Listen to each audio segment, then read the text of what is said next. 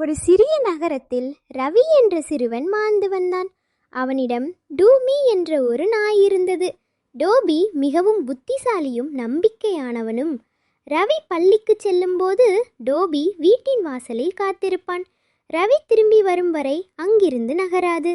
ஒரு நாள் மாலை ரவி வீட்டுக்கு வரவில்லை. வானம் மேகமூட்டமாகி மழை பெய்யத் தொடங்கியது.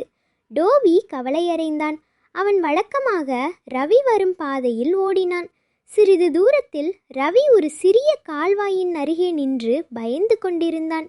மழை காரணமாக வழி வழுக்கலாக இருந்தது. அவனால் தனியாக கடக்க முடியவில்லை. டோபி உடனே அவன் அருகே சென்று மெதுவாக குரைத்தான். ரவி டோபியின் கழுத்தை பிடித்துக்கொண்டு மெதுவாக அந்த இடத்தை கடந்து வந்தான். வீட்டிற்கு வந்தபோது ரவியின் அம்மா ஆச்சரியப்பட்டாள். டோபி இல்லை என்றால் என்ன ஆவோம் என்றார்.